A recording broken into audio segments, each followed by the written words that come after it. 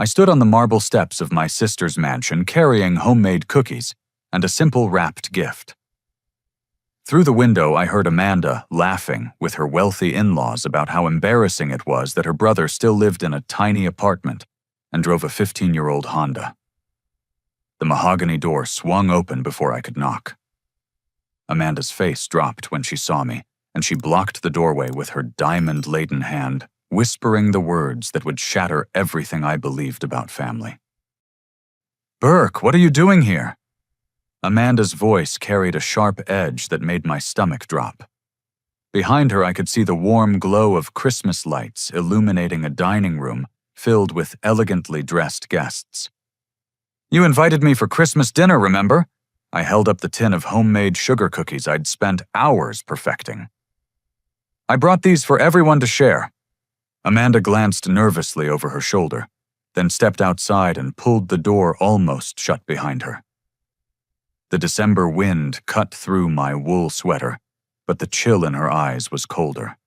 "Burke, there's been a misunderstanding. I only asked you to come by to pick up Grandpa Eddie's gift and leave through the back entrance. Tonight is for real family only." The words hit me like a physical blow. "Real family, Amanda, I'm your brother. You know what I mean." She adjusted her pearl necklace, a nervous habit I remembered from childhood. "Bradley's parents are here from Connecticut. His firm is considering him for senior partner, and we need to maintain a certain image tonight." Through the window, I could see her husband Bradley laughing with a distinguished older man in a navy blazer. Their two children, Sarah and Tommy, sat politely at a kids' table, wearing matching Christmas outfits that probably cost more than my monthly grocery budget. A certain image. My voice cracked slightly. "Amanda, I teach elementary school. I'm not some criminal." "That's exactly the problem," she hissed, glancing around as if the neighbors might overhear. "You work at that inner-city school, driving that embarrassing car, living in that cramped apartment. Do you understand how that reflects on our family?" I stared at her, trying to process what I was hearing. This was the same sister who used to sneak into my room during thunderstorms, who cried when I left for college, who called me her best friend at her wedding. "Amanda, you've been telling everyone I'm going through a rough patch for the past 2 years. That's not true. I chose my job because I love teaching kids who need extra support." "Exactly." Her voice rose, then she caught herself and looked around nervously. "You chose poverty over success. You chose those children over advancing your own life. It's embarrassing, Burke. Bradley's colleagues don't understand why my brother would make such choices." A woman in an expensive fur coat walked up the front steps, smiling warmly. "Amanda, darling. So sorry we're late. The traffic from Manhattan was absolutely dreadful." Amanda's demeanor transformed instantly. "Mrs. Henderson, please come in from the cold." She embraced the woman warmly, then noticed me standing there awkwardly. "This is my—" Amanda hesitated for just a moment too long. "This is Burke. He was just leaving." Mrs. Henderson extended a manicured hand. "Oh, how lovely to meet you, Burke. Are you joining us for dinner?" The silence stretched uncomfortably until Amanda spoke. "Burke can't stay tonight. He has work commitments." I felt my face burn with humiliation, but something stopped me from correcting her. Maybe it was the genuine kindness in Mrs. Henderson's eyes, or maybe it was the desperate, pleading look Amanda was giving me. "That's right," I managed, "just dropping something off." As Mrs. Henderson disappeared inside, Amanda's mask slipped again. "Thank you for not making this difficult. How long has this been going on, Amanda? The exclusion from family gatherings?" She shifted uncomfortably. "It's not exclusion, Burke. It's just, we move in different circles now. Your lifestyle choices make things complicated." My phone buzzed with a text from Grandpa Eddie. "Looking forward to seeing you tonight, kiddo. Amanda promised you'd be here by 7. I showed Amanda the message. Her face went pale. "You told Grandpa I was coming." I had to tell him something. "He specifically asked me to make sure you were included tonight." She grabbed my arm. "Please, Burke, just go along with this for now.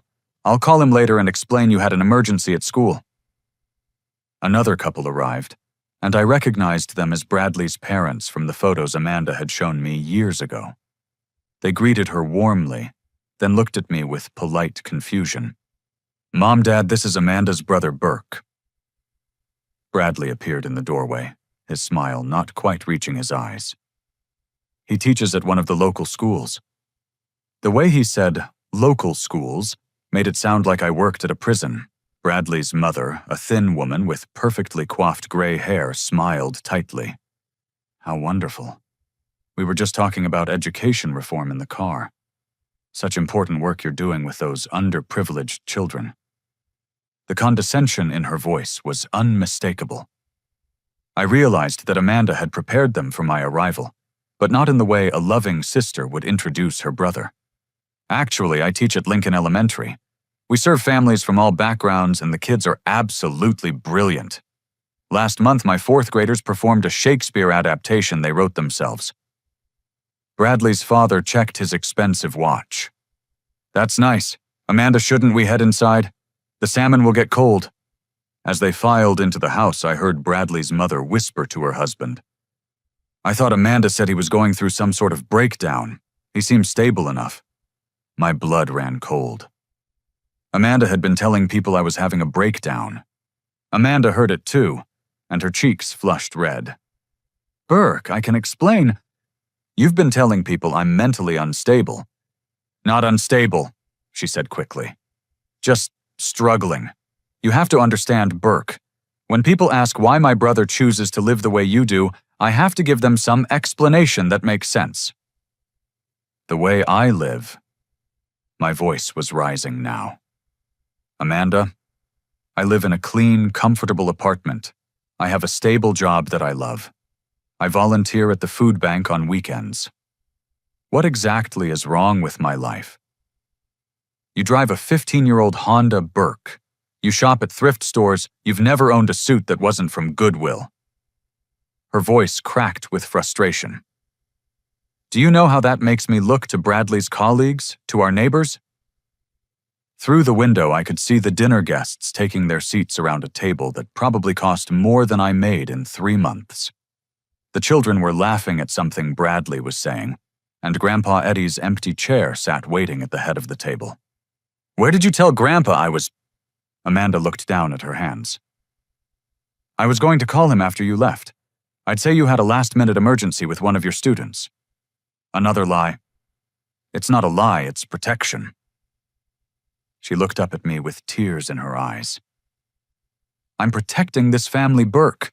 I'm protecting the life Bradley and I have built." A server in a crisp uniform appeared in the doorway. "Mrs. Hartwell, should I serve the appetizers now?" "Yes, thank you, Maria." Amanda turned back to me. "You need to go, Burke. Use the back gate so the neighbors don't see you walking to that car." The casual cruelty of her words hit me harder than any slap could have. I looked at this woman who shared my childhood, my memories, my blood, and realized I didn't know her at all. "I'll go," I said quietly. "But Amanda, this isn't protection. This is shame, and it's yours, not mine." I walked around to the back of the house past the 3-car garage and the perfectly manicured garden. As I reached the gate, I heard Amanda's voice floating through the dining room window, bright and cheerful. "Sorry about that interruption, everyone. That was just our maintenance service checking on the holiday lighting. Now, who's ready for champagne?" The word maintenance echoed in my head as I drove away, my homemade cookies still sitting on the passenger seat untouched and unwanted just like their maker. 20 minutes later, I pulled into the driveway of Grandpa Eddie's modest duplex in the older part of town. The contrast with Amanda's neighborhood couldn't have been starker. Here, the houses sat close together, their small front yards decorated with simple Christmas lights strung along roof lines and wrapped around porch railings. The warmth felt genuine rather than orchestrated. Grandpa Eddie opened the door before I could knock, his weathered face breaking into a smile that made my chest tighten with emotion. "Burke, there's my boy. Come in, come in. I was starting to worry something had happened." I stepped into his familiar living room, breathing in the scent of pine needles and coffee. A modest Christmas tree stood in the corner, decorated with ornaments I remembered from my childhood paper angels Sarah and I had made in elementary school, and photos of family members spanning decades. "I'm sorry I'm late, Grandpa, I got held up. Amanda said you were coming straight from her house. How was dinner? She's been so excited about having everyone together." The lie came so easily to Amanda that she'd even convinced herself it was true. I sat down in the familiar armchair across from his recliner, trying to find the words to explain what had just happened without destroying his image of his granddaughter. "Actually, Grandpa, there was a misunderstanding about the timing." His bushy white eyebrows drew together. "Timing. But I specifically asked Amanda to make sure you were included tonight. I even offered to contribute to the meal." "You offered to contribute?" "Well, yes. I know money's been tight for her and Bradley lately. That big house doesn't pay for itself." He chuckled. "I told Amanda I'd be happy to bring the dessert or even help with the groceries, but she insisted they had everything covered." Money tight. Amanda's husband was an investment banker, and their house was worth well over $1 million. "Grandpa, what exactly did Amanda tell you about their financial situation?"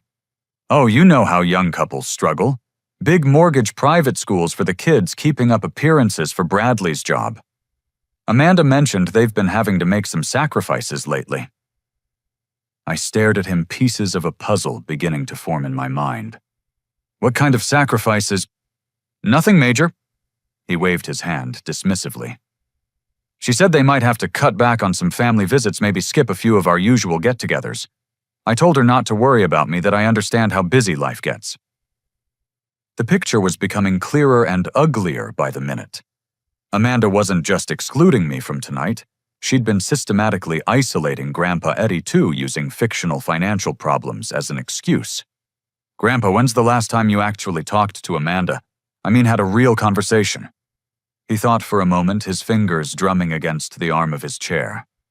"Well, let's see. She calls every few weeks to check in. Sends lovely little notes.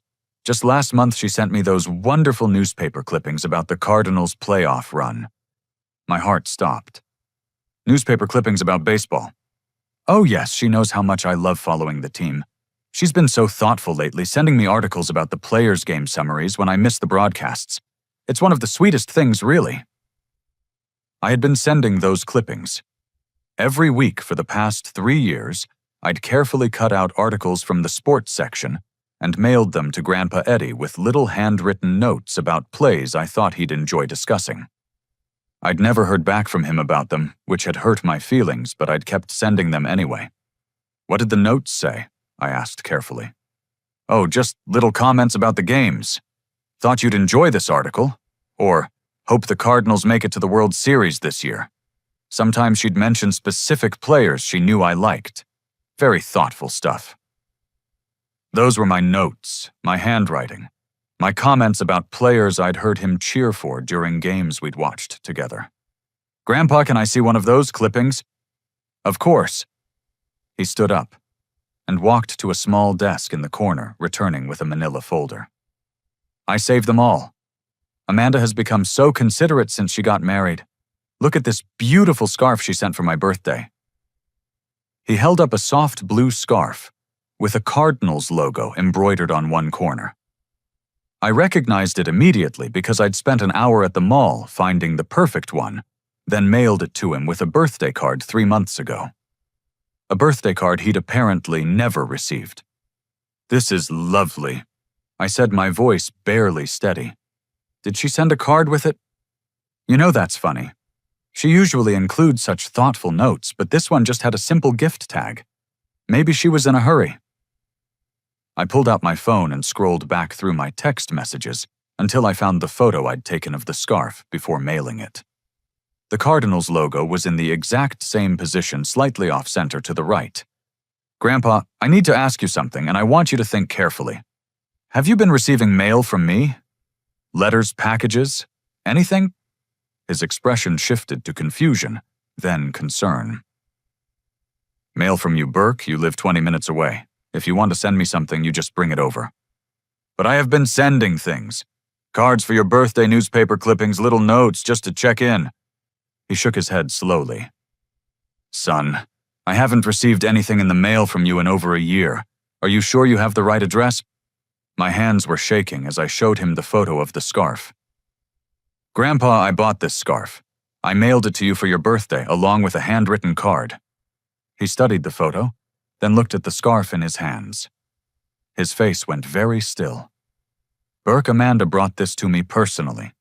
She said she saw it in a store window and knew I'd love it. She's been intercepting my mail. I said the words feeling surreal as I spoke them.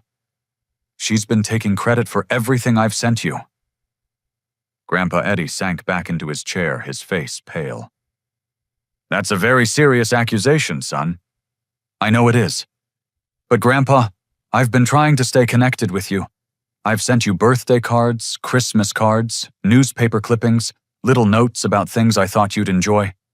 I kept wondering why you never responded, and now I know why. We sat in silence for a long moment, the Christmas tree lights twinkling cheerfully, in a room that suddenly felt heavy with betrayal. There's something else, I said quietly. Tonight wasn't a misunderstanding about timing. Amanda specifically told me I wasn't welcome at Christmas dinner. She said it was for real family only. Grandpa Eddie's hands clenched into fists. She said what? She's been telling people I'm going through some kind of breakdown, that my lifestyle choices are embarrassing to the family. She asked me to leave through the back door so her guests wouldn't see me. And you believed I knew about this? No, Grandpa. She lied to you about where I was. She was planning to call you later and say I had a work emergency. He stood up abruptly and walked to the window, staring out at the quiet street where neighbors were settling in for Christmas Eve with their own families. When he turned back, his expression was unlike anything I'd ever seen from him. Burke, I want you to drive me over to Amanda's house right now. Grandpa, maybe we should talk about this first? No. His voice was firm but not angry. Some things can't wait for talking. Some things require action. As we drove toward Amanda's neighborhood, Grandpa Eddie was unusually quiet. I glanced over at him several times, worried about how this revelation might affect his health. At 82, he didn't need the stress of family drama. Are you okay, Grandpa? I'm thinking, son. And what I'm thinking is that your sister has been playing a very dangerous game. He paused, looking out the window at the Christmas lights decorating the houses we passed. There's something I haven't told you about your mail situation. What do you mean? Pull over here for a minute. I parked under a streetlight and Grandpa Eddie turned to face me. Burke, I need to tell you something, and I need you to stay calm while I explain. My stomach nodded. Okay. I've been receiving your mail. What? Not directly, but I've been getting copies. Your letters, your cards, your newspaper clippings, all of them. I stared at him completely confused. I don't understand. Son, I worked for the United States Postal Service for 30 years before I retired. When your mail started disappearing, and Amanda began showing up with gifts that seemed remarkably similar to things you might send, I got suspicious. You've been investigating this. I have friends still working for the Postal Service. When they told me someone had filed a mail forwarding request from your address to Amanda's address, I knew something was wrong. The pieces were falling into place, but I still couldn't grasp the scope of what he was telling me. So you've been getting my letters. Through a P.O. box I set up specifically for this situation. Your mail gets delivered to Amanda as requested, but copies get made and sent to my box. I've been reading every word you've written to me, Burke. Every birthday wish, every newspaper clipping, every little note about your life. Tears stung my eyes. Why didn't you tell me? Because I needed to understand the full extent of what Amanda was doing before I acted. And son, what she's doing goes far beyond stealing mail and taking credit for gifts. He reached into his jacket pocket and pulled out a small recorder. What's that? Evidence, he said simply. Burke, your sister hasn't just been lying to you and to me. She's been planning something much worse. We sat in my car under the streetlight as Grandpa Eddie explained what he'd discovered over the past several months. The small recorder in his hands contained conversations that would change everything I thought I knew about my sister. About 6 weeks ago, Amanda came to visit me, Grandpa Eddie began. She seemed different, more interested in my finances than my health. She started asking questions about my will, my property, whether I'd made any recent changes to my legal documents. That doesn't necessarily mean anything suspicious, I said, though unease was growing in my chest. No, it doesn't. But then she started suggesting that I might be happier in a retirement community. Safer, she said. She brought brochures from some very expensive assisted living facilities. I shifted in my seat. Do you need that kind of care, Grandpa? Burke, I'm 82 years old, and I still do my own grocery shopping, maintain my own home, and beat you at chess every time we play. I'm nowhere near needing assisted living. His voice carried a note of frustration. But Amanda has been building a case that I am. What kind of case? She's been documenting things, taking photos of my house when it's messy, recording conversations where I might misremember a detail or two. Last week she brought a man with her who claimed to be a friend, but I recognized him from my postal service days. He's a private investigator. My mouth went dry. A private investigator? She's having me watched Burke, and more than that, she's having you watched too. He pressed play on the recorder, and Amanda's voice filled the car, crystal clear and cold as winter air. The thing is, Dr. Martinez, my brother, has always been unstable. Even in childhood, he made poor decisions. Now he's a grown man living like a college student working with underprivileged children because he can't handle a real career. Another voice, older and professional, responded, And you believe this instability makes him unfit to inherit from your grandfather? Absolutely. Burke has shown a pattern of poor judgment that suggests he lacks the mental capacity to manage any significant assets. My grandfather is elderly and might be influenced by Burke's manipulation. What kind of manipulation? Burke visits him constantly, sometimes bringing gifts or doing household repairs. To my grandfather, this looks like caring, but I think Burke is positioning himself to take advantage of an old man. The recording continued with Amanda describing a fabricated history of my concerning behaviors, including alleged drinking problems, erratic job performance, and inappropriate relationships with co-workers. None of it was true, but she spoke with such conviction that even I began to doubt my own memory. Amanda is building a case to have you declared mentally incompetent, Grandpa Eddie said quietly. She wants to prevent you from inheriting anything in my will. Is there anything significant to inherit? I asked. I mean, I've never expected anything, Grandpa. I just want you to be healthy and happy. Grandpa Eddie was quiet for a long moment. Burke, there's something about our family finances that Amanda doesn't fully understand, and that I've never told anyone. What do you mean? This duplex I live in, it sits on 3 acres of land in a part of town that's about to be rezoned for commercial development. The city has been approaching me for months about selling.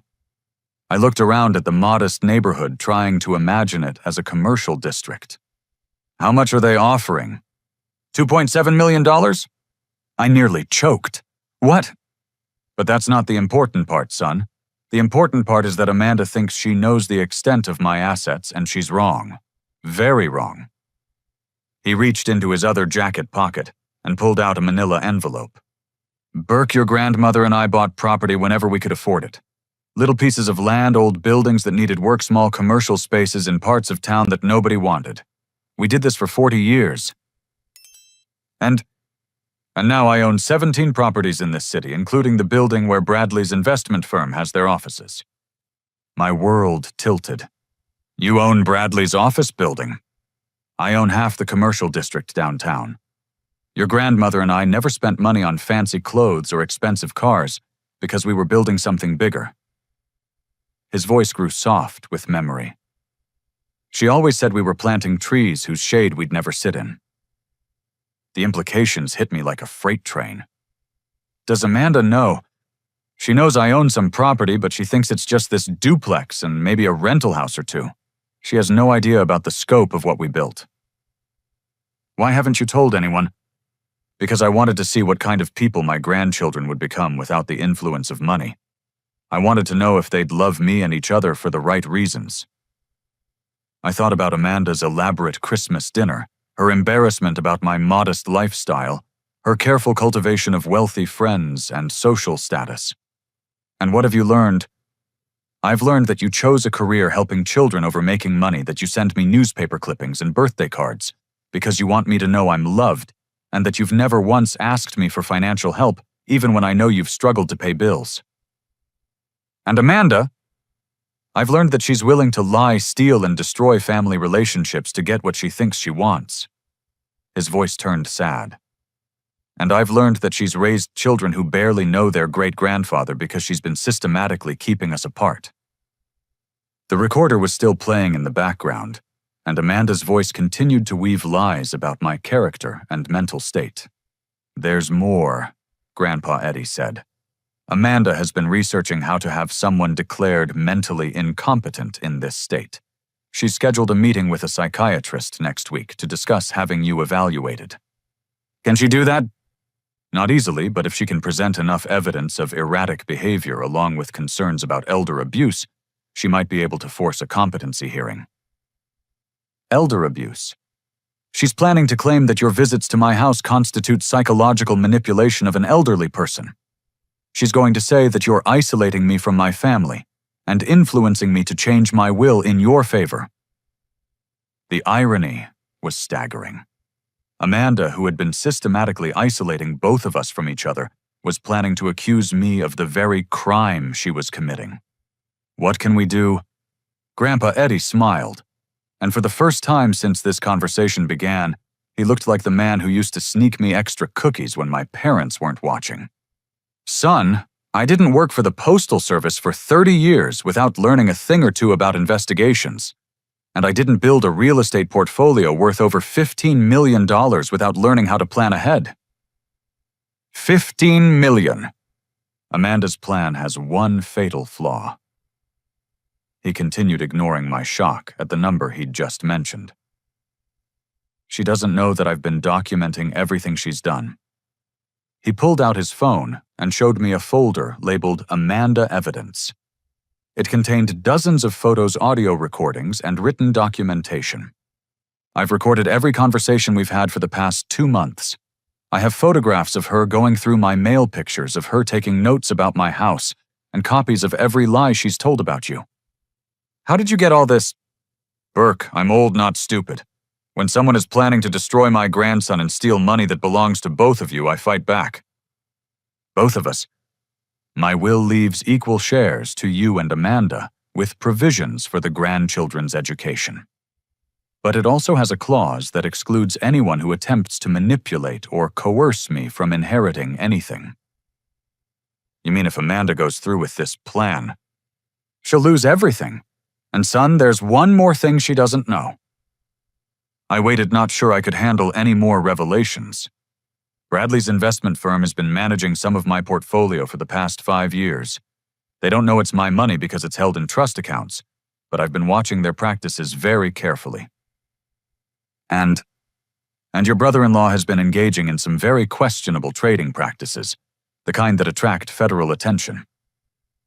My head was spinning. Are you saying Bradley is committing crimes? I'm saying that when you manage money for someone who understands the business as well as I do, it's hard to hide insider trading and client account manipulation. He started the car. Now let's go have a conversation with your sister. It's time she learned that actions have consequences. As we drove toward Amanda's house, I stared out at the Christmas lights decorating the wealthy neighborhood and wondered how a simple family dinner had turned into a web of lies, fraud, and betrayal. But underneath my shock and hurt, I felt something else growing, a determination to see justice done and truth revealed. Grandpa, I said, as we pulled into Amanda's circular driveway, what exactly are we going to do? We're going to give your sister a chance to tell the truth, he replied. And then we're going to show her what happens when she chooses not to take it. The Christmas party was still in full swing when we rang Amanda's doorbell. Through the large windows, I could see guests laughing around the dinner table, wine glasses catching the candlelight, and Bradley gesturing animatedly as he told some story that had everyone's attention. Maria, the housekeeper, answered the door with a surprised smile. Mr. Eddie Burke, I didn't know you were coming tonight. Hello, Maria. Grandpa Eddie said warmly. "Is Amanda available for a private conversation?"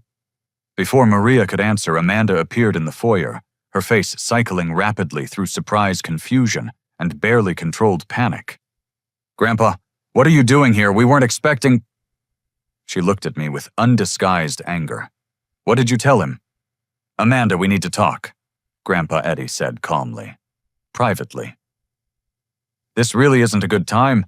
We have guests and Bradley is in the middle of an important presentation about his firm's quarterly performance." "I'm sure Bradley's presentation is fascinating," Grandpa Eddie interrupted. "But this conversation can't wait." Amanda glanced nervously towards the dining room, where I could hear someone laughing loudly at whatever story was being told. "Could we possibly do this tomorrow? Christmas Day would be perfect for a family discussion." "Amanda," Grandpa Eddie's voice carried a tone I'd never heard before. "I know about the mail." All the color drained from her face. "I don't know what you mean." "I know about the private investigator. I know about the psychiatrist. I know about your plan to have Burke declared mentally incompetent." He paused, letting each revelation sink in. "And I know you've been lying to me for months about nearly everything." Maria, who had been quietly standing by, suddenly spoke up. "Mrs. Amanda, should I tell the guests you'll be a few minutes?" "Yes," Amanda said quickly. "Tell them I'm taking a phone call from my aunt in California." As Maria disappeared toward the dining room, Amanda led us into Bradley's home office and closed the door. The room was decorated with expensive artwork and leather-bound books that looked like they'd never been opened. "Grandpa, I think there's been some kind of misunderstanding." "Sit down, Amanda." Something in his tone made her comply immediately. She perched on the edge of an expensive leather chair, while Grandpa Eddie remained standing. "I'm going to ask you some questions, and I want honest answers. Do you understand?" She nodded, but her hands were shaking. "Have you been intercepting Burke's mail?" There might have been some confusion with the postal service." "Amanda." The warning in his voice was clear. "Yes," she whispered, "but I can explain. Have you been taking credit for gifts and cards that Burke sent to me?" Tears started forming in her eyes. "I was trying to protect you from disappointment. Burke doesn't always follow through on things, and I didn't want you to feel forgotten." "That's a lie," I said, speaking up for the first time. "I've never missed sending you a birthday card or Christmas gift, Grandpa. Not once in my adult life." "Have you been planning to have Burke declared mentally incompetent?" Grandpa Eddie continued. Amanda's composure completely cracked. "You don't understand the pressure I'm under. Bradley's firm is considering him for senior partner. His parents are from one of Connecticut's oldest families. They have expectations about the kind of people we associate with. And I don't meet those expectations," I asked. "You drive a 15-year-old car, Burke. You shop at thrift stores. You work for peanuts at a school in the worst part of town." Her voice was rising dangerously. "Do you know what Bradley's mother said when she met you tonight? She asked if you were slow, because she couldn't understand why a grown man would choose to live like a college student. So you decided the solution was to have me declared mentally ill." "It wasn't supposed to hurt you," she protested. "The plan was just to establish that you might not be capable of making major financial decisions. That way, if Grandpa ever needed care, the responsibility would fall to someone more stable." "More stable or more socially acceptable to your new friends?" Grandpa Eddie raised his hand to stop our argument. "Amanda, do you love your brother?" The question seemed to catch her off guard. "Of course I love Burke. This was never about not loving him. But you were willing to destroy his reputation and his future to protect your social status." "I was trying to protect our family." "No," Grandpa Eddie said firmly. "You were trying to protect your image. There's a difference." He walked over to Bradley's desk and picked up a framed photo of Amanda and Bradley at some charity gala, both of them smiling broadly, while surrounded by other wealthy-looking couples. "Amanda, what do you know about my financial situation?" She looked confused by the change in topic. "You live comfortably on your postal service pension. You own the duplex and maybe a rental property or two. You've always been careful with money. And if I died tomorrow, what do you think you and Burke would inherit? I don't know. I've never thought about it. Maybe a few $100,000. The duplex is worth quite a bit now that the neighborhood is improving. Grandpa Eddie set down the photo and looked at her with something that might have been pity. Amanda, your grandmother, and I spent 40 years building a real estate portfolio. We own 17 properties in this city, including commercial buildings, rental complexes, and undeveloped land. How many properties? 17. The total value of our estate is approximately $15 million. Amanda's face went completely white. She gripped the arms of her chair as if the room was spinning. 15 million, which was to be divided equally between you and Burke, with additional provisions for your children's education. Grandpa Eddie pulled out a legal document from his jacket pocket. My will contains a clause that excludes anyone who attempts to manipulate or coerce me from inheriting anything. You can't be serious. I'm completely serious. Amanda, your actions over the past few months constitute elder abuse under state law. Your plan to have Burke declared incompetent constitutes fraud. Your interception of his mail is a federal crime. She stood up abruptly. You're threatening me. I'm informing you of the consequences of your choices. From the dining room came the sound of laughter and conversation, a sharp contrast to the tense silence in the office. There's something else you should know, Grandpa Eddie continued. Bradley's firm has been managing part of my investment portfolio for the past 5 years. Amanda sat back down hard. What does that mean? It means I've had a front row seat to watch your husband's business practices. And Amanda, what I've seen would very much interest the Securities and Exchange Commission. You're lying. I'm a man who built a $15 million estate by paying attention to details. I don't lie about money. The door to the office opened, and Bradley stepped in his face, flushed from wine and good cheer. Amanda, darling, Mrs. Henderson is asking about dessert, and the children are getting restless. He noticed Grandpa Eddie and me for the first time. Oh, hello there. I didn't realize we had additional guests. Bradley. Amanda's voice was barely a whisper. This is my grandfather. Bradley's expression shifted to confusion, then recognition, then something approaching panic. Mr. Thompson from the trust accounts. Hello, Bradley. Grandpa Eddie said pleasantly. I think it's time we had a conversation about how you've been managing my money. I watched my sister's face as she realized that her carefully constructed world of lies and social climbing was collapsing around her. But what struck me most wasn't satisfaction or revenge. It was sadness for the woman she'd become and the choices that had led her to this moment. Grandpa, I said quietly, maybe we should give Amanda a chance to make this right before we go any further. He looked at me with surprise, then something that might have been pride. Burke's right, he said to Amanda. You have a choice to make right now. You can continue down this path of lies and manipulation, or you can choose to be the woman your parents raised you to be. Amanda looked between us, tears streaming down her face, while Bradley stood in the doorway looking like he might faint. What do you want me to do? I want you to tell your guests that you need to cancel the rest of the evening because you have a family emergency, Grandpa Eddie said. Then I want you to sit down with Burke and have an honest conversation about how to repair the damage you've caused.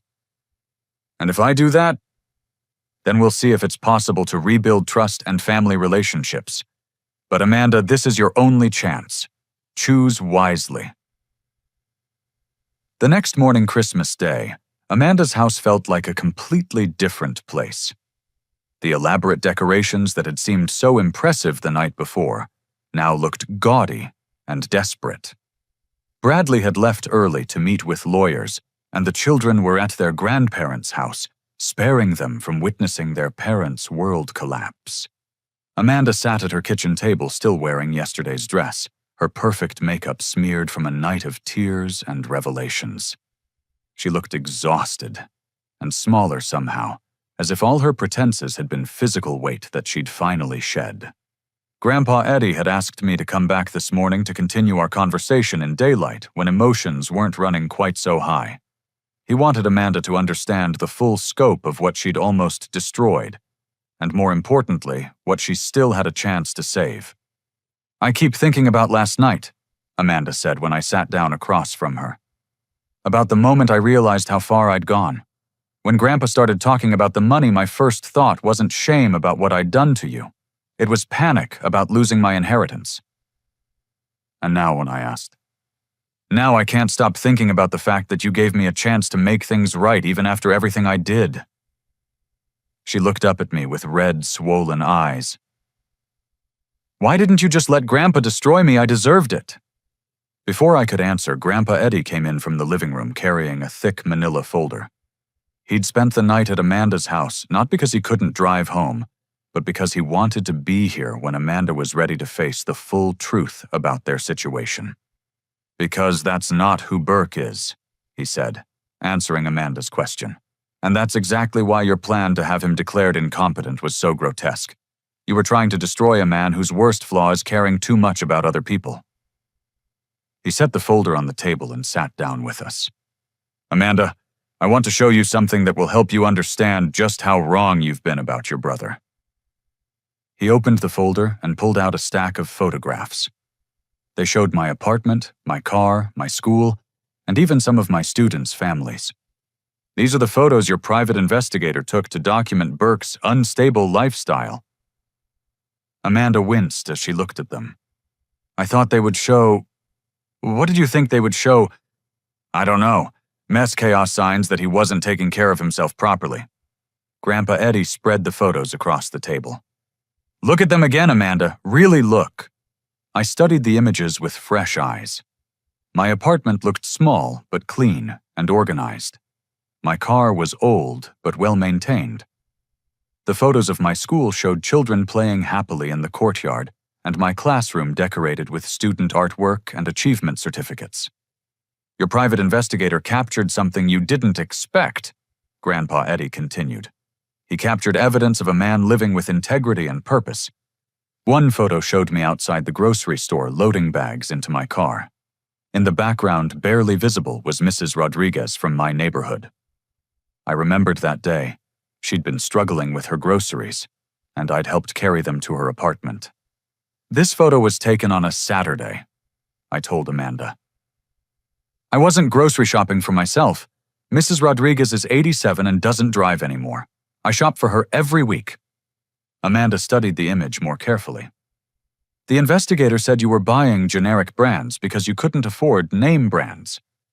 "I was buying what Mrs. Rodriguez needed. She's on a fixed income." Another photo showed me at a thrift store, apparently confirming Amanda's narrative about my embarrassing shopping habits. "This was taken the day before our nephew Tommy's birthday," I explained. "He'd mentioned wanting a specific video game that cost $60 new. I found it at the thrift store for $8, so I could afford to buy him other gifts, too." Amanda's face crumpled. "You bought Tommy a birthday present." "I buy both kids presents for their birthdays and Christmas every year. They never get them because you intercept my mail, but I keep buying them and sending them anyway." Grandpa Eddie pulled out another set of photos. "These were taken at Burke's school on a day when he was supposed to be demonstrating erratic work behavior. The photos showed me staying late after school, working with students who needed extra help with their homework. The investigator noted that Burke frequently works unpaid overtime and takes on responsibilities outside his job description," Grandpa Eddie said. He presented this as evidence of poor professional boundaries. "Those are kids whose parents work 2 jobs and can't help with homework," I explained. "If they don't get support at school, they fall behind and lose confidence in themselves." Amanda was quietly crying now, but they weren't the dramatic tears of the night before. These were tears of genuine remorse.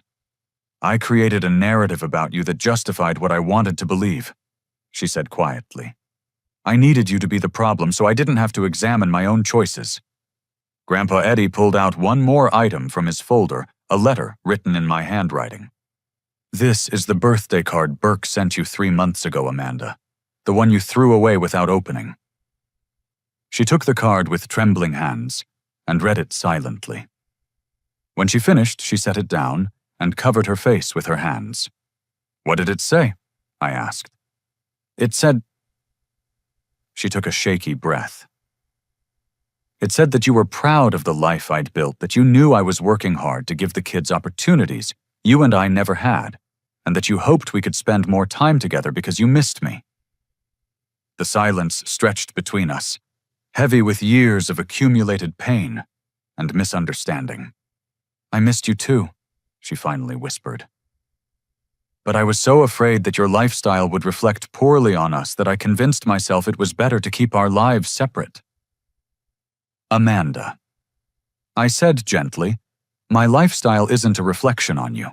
It's a reflection of my values and choices, the same way your lifestyle is a reflection of yours. But I've made such terrible choices. Some of them, yes, but not all of them. You've raised 2 great kids. You've supported Bradley's career. You've created a beautiful home. By lying and stealing and manipulating people. By making mistakes that you can still fix. Grandpa Eddie leaned forward. Amanda, yesterday you asked what I wanted you to do. Today I'm going to tell you exactly what needs to happen if you want to save your family and your future. She looked up at him with the expression of someone ready to accept whatever judgment was coming. First, you're going to personally call every member of our extended family and tell them the truth about what you've done. You're going to apologize for the lies you've told about Burke and set the record straight about his character and career. Okay. Second, you're going to work with Burke to make sure he has a relationship with his nephew and niece. You're going to explain to Sarah and Tommy that their uncle loves them and has been trying to be part of their lives. I will. Third, you're going to get counseling. Individual therapy to understand why you thought these choices were acceptable, and family therapy to learn how to rebuild relationships based on honesty instead of image management. Amanda nodded, tears still streaming down her face. And fourth, Grandpa Eddie's voice grew serious. You're going to cooperate fully with the federal investigation into Bradley's business practices. What federal investigation? The one that's going to begin next week when I turn over all the evidence I've gathered about his insider trading and client account manipulation. Amanda's face went pale again. Can't we just withdraw your investments and walk away? Amanda, your husband has been stealing money from client accounts to cover bad trades. This isn't a matter of poor performance, it's criminal fraud. If I don't report it, other people will lose their retirement savings. But what about our family? What about the kids? That depends entirely on how cooperative Bradley chooses to be and how much restitution he can make to his victims, Grandpa Eddie said. But Amanda, your family will survive financial hardship much better than it will survive moral bankruptcy. I reached across the table and took her hand. We'll figure it out together. You won't be alone in this. She looked at me with amazement. After everything I've done to you, why are you willing to help me? Because you're my sister. Because those kids are my family. And because the woman who used to sneak into my room during thunderstorms is still in there somewhere. Amanda squeezed my hand and nodded. She is. I just forgot about her for a while. Grandpa Eddie smiled for the first time since this conversation began. Then let's figure out how to bring her back. The federal raid on Bradley's investment firm happened on a snowy Tuesday morning in early February. By the time the news crews arrived, Bradley was already in handcuffs being escorted to an unmarked government car, while his colleagues watched in shock from the windows of their downtown office building. I was teaching my morning math class when my phone started buzzing with news alerts. I ignored them until lunch break, when I finally saw the headlines, "Local investment manager arrested in multi-million-dollar fraud scheme," and "Federal investigation uncovers years of client account manipulation." The photos accompanying the articles showed Bradley looking pale and frightened, a stark contrast to the confident man who dismissed me as beneath his family's social status just a few months earlier. By the time I reached Amanda's house that afternoon, the media circus was in full swing. News vans lined the street, and reporters were stationed outside her gates, hoping to catch a glimpse of the disgraced banker's wife. I parked 2 blocks away and walked through Amanda's neighbor's backyard, using the route Maria had shown me weeks earlier. When I knocked on the back door, Maria let me in with a relieved smile. "Thank goodness you're here, Burke. She's been asking for you all morning." I found Amanda in her living room, still in her pajamas, despite it being nearly 3 o'clock, watching news coverage of Bradley's arrest on television. Sarah and Tommy sat on either side of her, looking confused and frightened. Uncle Burke. Tommy jumped up and ran to hug me. Over the past month, since Amanda had started allowing regular visits, he'd become surprisingly attached to me. Sarah was more reserved, but she smiled when I sat down next to her on the couch. "Mom's been crying all day," Sarah said with the blunt honesty of a 10-year-old. "The people on TV are saying Daddy is a criminal." I looked at Amanda, who turned off the television and wiped her eyes. "I don't know how to explain this to them," she said quietly. "How do you tell your children that their father stole money from people who trusted him?" "You tell them the truth," I said, "in an age-appropriate way, but you tell them the truth." "Will Daddy go to prison?" Tommy asked, his voice very small. "That depends on what the judge decides after all the facts come out," I answered carefully. "But Tommy, whatever happens to your dad, it doesn't change the fact that he loves you, and that you have lots of people who love you too." "Like you?" Sarah asked. "Especially like me." Amanda's phone rang, and she glanced at the screen with dread. "It's our lawyer again. This is the 4th time he's called today." "You should answer it," I encouraged her. "Running from this won't make it go away." While Amanda took the call in the kitchen, I helped the kids with their homework and tried to create some sense of normalcy in a day that had been anything but normal. "Uncle Burke," Sarah said as she worked on her math problems, "Mom said we might have to move to a smaller house." "How do you feel about that?" "Scared," she admitted. "All my friends live in this neighborhood, and what if the new house doesn't have room for all my books?" "You know what, I've lived in smaller places my whole adult life, and I've always found room for the things that mattered to me. Sometimes smaller houses actually feel more cozy and comfortable." Tommy looked up from his spelling homework. "Will we be poor like the kids at your school?" The question caught me off guard, both because of its directness and because of the assumptions behind it. "Tommy, the kids at my school aren't poor because they don't have money. Some of them are poor because they don't have adults who care about their education and their futures. You and Sarah will never be that kind of poor, because you have a mom who loves you and wants the best for you." "And you," Sarah added. "And me," I agreed. Amanda returned from her phone call looking even more shaken than before. "What did the lawyer say?" I asked after the kids had gone upstairs to play. "Bradley's going to plead guilty to avoid a longer prison sentence. He'll probably get 5 to 7 years, and we'll have to pay back over $2 million in restitution to his victims." "How much of that do you have?" "After they seize our assets, maybe $400,000. We'll lose the house, both cars, Bradley's retirement accounts, everything." "And where does that leave you and the kids?" She sat down heavily on the couch. "Homeless in 6 months when the bank forecloses. Sarah and Tommy will have to change schools, leave all their friends, start over completely." "No, they won't." She looked at me with confusion. "Burke, we can't pay the mortgage on this house with your teacher's salary." "You're not going to live in this house," I said. "But you're not going to be homeless either." Before I could explain, the doorbell rang. Through the window, I could see Grandpa Eddie standing on the front steps, apparently unbothered by the reporters, shouting questions at him from the street. When Amanda opened the door, the news cameras flashed frantically, but Grandpa Eddie ignored them completely. "How are you holding up, sweetheart?" he asked Amanda, embracing her gently. "I've been better," she said, managing a weak smile.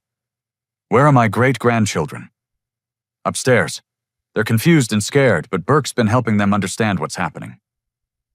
Grandpa Eddie nodded approvingly. "Good. Family takes care of family, especially during the hard times." He sat down in the armchair across from us and pulled out a familiar manila folder. "Amanda, I have some news that I hope will ease your mind about the future." "If it's about money, Grandpa, I can't accept charity, not after what I did." "This isn't charity, it's family." He opened the folder and pulled out a set of legal documents. Burke, remember when I told you I owned 17 properties in this city? Yes. One of them is a 4-bedroom house about 6 blocks from Burke's school. It's been vacant for 2 months because I've been renovating it. Amanda looked confused. I don't understand. The house is yours, Amanda, for as long as you need it. Grandpa, I can't. You can, and you will, he said firmly. Your children need stability.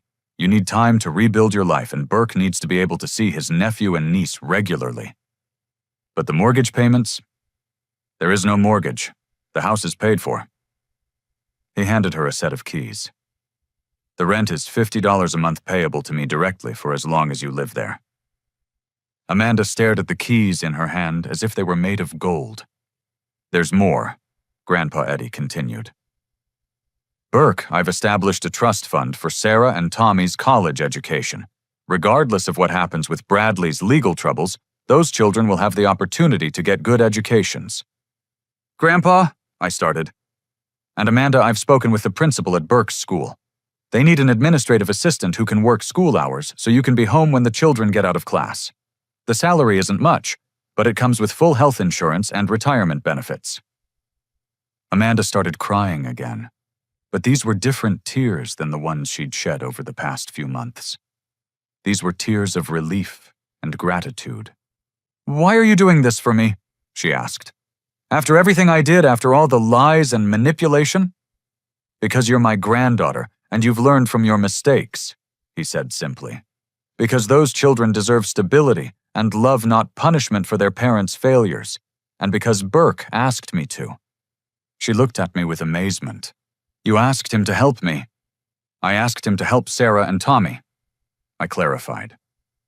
But yes, Amanda, you're their mother, and they need you to be okay. But I tried to destroy your life. And now you have a chance to help me rebuild mine, I said. Sarah and Tommy are going to need their uncle, and I'm going to need help learning how to be the kind of uncle they deserve. Grandpa Eddie smiled. Family isn't about being perfect, Amanda. It's about choosing to love each other through the imperfect times. Outside, we could hear the reporters still shouting questions and speculation about our family's future. But inside, Amanda's soon-to-be former mansion, surrounded by the people who mattered most, I felt something I hadn't experienced in years. The peace that comes from knowing you're exactly where you belong. 18 months later, I stood in the backyard of Amanda's new house, watching Sarah and Tommy play on the swing set that Grandpa Eddie and I had installed the previous weekend. The house was indeed smaller than their mansion, but it had something their old home had never possessed, the feeling of being truly lived in and genuinely loved. Amanda came out of the kitchen carrying a pitcher of lemonade and wearing the kind of comfortable clothes she'd never been caught dead in during her social climbing days. She looked younger somehow, despite the stress lines that Bradley's imprisonment and their financial struggles had etched around her eyes. The kids want to show you their school projects after lunch, she said, setting the pitcher on the picnic table we'd found at a yard sale and refinished together. I can't wait to see them. Tommy was so excited about his science fair entry last week. He wants to be a teacher now, Amanda said with a smile. Says he wants to help kids who are struggling just like his Uncle Burke. The transformation in my relationship with my nephew and niece had been one of the unexpected joys of our family's reconstruction. Once Amanda stopped intercepting my mail and lying about my visits, the children had quickly warmed up to having an uncle who actually showed up and participated in their lives. How are you doing with the job? I asked. Amanda had been working as an administrative assistant at my school for over a year now, and the adjustment from pampered wife to working single mother had been challenging. I actually love it, she said, and I could tell she was as surprised by this admission as I was. Yesterday, Mrs. Peterson told me that the attendance letters I've been sending home are the most effective the school has ever used. Apparently, my experience dealing with difficult people translated well to convincing parents to get their kids to school. I laughed. Who knew manipulation skills could be used for good? Don't joke about that, she said, but she was smiling. Dr. Williams says I need to focus on the positive applications of my strengths, rather than dwelling on how I misused them in the past. Dr. Williams was Amanda's therapist, part of the court-mandated counseling that had come with her plea agreement for the mail fraud charges. What had started as a legal requirement had become something Amanda genuinely valued. Grandpa Eddie's car pulled into the driveway, and Sarah and Tommy immediately abandoned their swings to run and greet him. At 84, he was still spry enough to catch both children in a giant hug that made all three of them laugh. "Great, Grandpa!" Sarah shouted. "Come see my book report. It's about a family that moves to a new house and learns to be happy there." "That sounds like a very wise book," he said, winking at me over her head. As we all settled around the picnic table for lunch, I reflected on how dramatically our family dynamics had changed. The woman who had once excluded me from Christmas dinner because I embarrassed her now insisted that I join them for every family meal. The children who had barely known their uncle's name now treated me like a permanent fixture in their lives. And the grandfather who had spent years quietly documenting our dysfunction now openly enjoyed watching us rebuild something healthier and more honest. "Uncle Burke," Tommy said around a mouthful of sandwich, "will you come to my baseball game next week? I'm the starting pitcher." "I wouldn't miss it for the world." "Mom's coming too," Sarah added. "She never used to come to our games when we lived at the old house." Amanda's cheeks flushed slightly. "I was always busy with social obligations back then. Now I realize that nothing was more important than watching you kids doing what you loved." "What about Daddy?" Tommy asked quietly. "Will he ever come to my games again?" It was a question that came up periodically, and we'd all learned to answer it honestly, but gently. "Daddy made some serious mistakes that hurt a lot of people," Amanda explained. "He has to stay in prison for a few more years to pay for those mistakes. But Tommy, he still loves you and Sarah, and he writes you letters to tell you how proud he is of you." Bradley's letters from federal prison had been arriving monthly, filled with apologies to Amanda and expressions of love for the children. He was working in the prison library and taking business ethics courses, apparently determined to become a better person during his incarceration. "Will we visit him again soon?" Sarah asked. "If you want to," Amanda said. "That's always your choice." The children had visited Bradley twice since his sentencing supervised visits that were emotionally difficult for everyone involved. But Amanda had made it clear that maintaining a relationship with their father was their decision, not hers. "I think I want to wait until he can come home," Tommy decided. "It makes me sad to see him in that place." "That's perfectly okay," I assured him. "There's no right or wrong way to feel about this situation." After lunch, while the children showed Grandpa Eddie their school projects, Amanda and I cleaned up the dishes and talked about the future. "I got a call from the victim restitution office yesterday," she said. "We've now paid back $800,000 of what Bradley owes."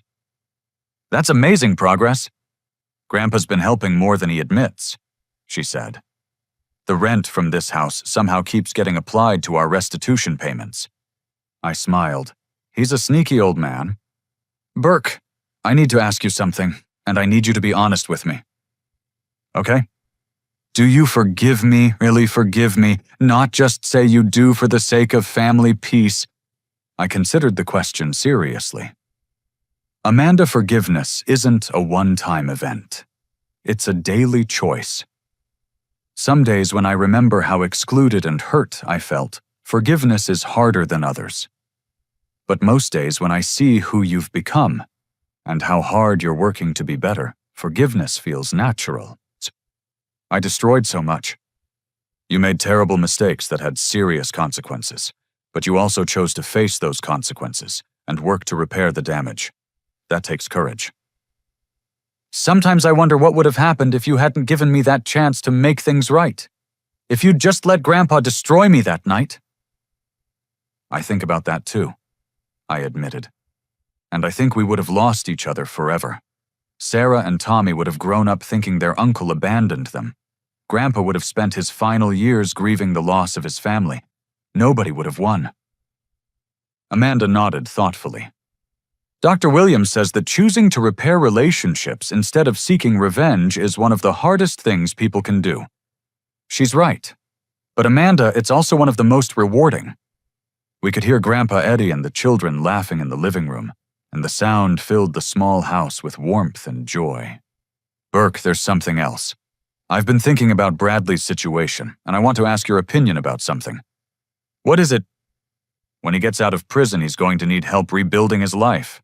He'll probably have trouble finding work, and he'll need time to reconnect with the kids. I've been wondering if we should offer him the chance to live here temporarily in the basement room until he gets back on his feet. I stared at her. You'd be willing to do that? I'd be doing it for Sarah and Tommy. They deserve the chance to have a relationship with their father if they want one. But I'd only consider it if you thought it was the right thing to do. Amanda, that's incredibly generous. But what about you? Are you prepared to live with someone who caused so much damage to your life? I've been thinking about that in therapy. Bradley made terrible choices, but he's also Sarah and Tommy's father. If I can forgive myself for what I did to you, maybe I can find a way to forgive him for what he did to us. And if he doesn't want to change, if he comes out of prison with the same attitudes that got him in trouble in the first place, then he won't be welcome here, she said firmly. I've learned the difference between forgiveness and enabling bad behavior. I looked at this woman who had once been so concerned with appearances that she'd excluded her own brother from family gatherings, and I felt amazed by how much she'd grown. I think offering him a chance to prove he's changed is exactly the right thing to do, I told her. But Amanda, you get to set the boundaries. You get to decide what behavior you will and won't accept in your home. Our home, she corrected. Burke, you've been here almost every day for 18 months. The kids consider you part of the family. I'd like to make that official. What do you mean? I mean, I'd like you to move in here permanently. There's plenty of room, the kids would love it, and honestly, I could use the help with everything. I was touched by the offer, but I also knew it wasn't the right choice for any of us. Amanda, I love being part of your daily life, and I love how close I've gotten to Sarah and Tommy. But you need to prove to yourself that you can build a good life independently. And the kids need to learn that they can count on their mom to take care of them. But you'll still be around all the time. I'll be around as much as you want me to be, but from my own apartment where I can invite you all for dinner and movie nights. She smiled. I suppose that would be more normal. There's nothing wrong with normal, Amanda. As we finished cleaning up, I thought about all the changes our family had undergone since that terrible Christmas Eve, when Amanda had excluded me from her dinner party. The road to rebuilding trust had been long, and sometimes painful, but it had also been filled with moments of grace and unexpected joy. Burke, Amanda said as we joined the others in the living room. Thank you for not giving up on us. Thank you for being brave enough to change. Grandpa Eddie looked up from where he was helping Tommy with a puzzle. Are you two getting sentimental in the kitchen? Maybe a little, I admitted. Good, he said. This family could use a little more sentiment and a lot less pride. As the afternoon stretched into evening and Sarah and Tommy curled up with us to watch a movie, I felt the deep satisfaction that comes from knowing you've made the right choices, even when they were difficult. Amanda's journey from manipulation and exclusion to honesty and inclusion hadn't been easy for any of us, but it had shown us all what family could be when people chose love over image and truth over convenience. The house was smaller than Amanda's mansion had been. Our lives were less financially comfortable than they once were, and our future held uncertainties that money couldn't solve. But we had something far more valuable than social status or material wealth. We had each other's flaws and all committed to building something real and lasting together. And that I realized was worth more than any inheritance or social standing could ever be. As I finish sharing this story with you, I'm reminded of how easy it is to lose sight of what really matters when we become too focused on how others perceive us. Amanda's transformation didn't happen overnight, and rebuilding trust took time, patience, and genuine commitment from all of us. What strikes me most about our experience is that the very qualities Amanda was ashamed of in my life, choosing purpose over profit, valuing relationships over status, finding joy in simple things, turned out to be the foundation for our family's healing. I'd love to hear about your own experiences with family challenges and forgiveness. Have you ever had to choose between maintaining appearances and staying true to your values? How do you balance success with staying connected to what really matters? Please share your thoughts in the comments below. If this story resonated with you, I'd be grateful if you'd hit the like button and subscribe for more stories about real people navigating difficult situations with courage and grace. And please share this with anyone who might benefit from being reminded that family isn't about perfection. It's about choosing to love each other through the imperfect times. Thank you for listening to our story, and I hope it brings some light to whatever challenges you might be facing in your own relationships. Remember, it's never too late to choose love over pride, truth over image, and healing over harboring hurt. Take care, and I'll see you in the next story.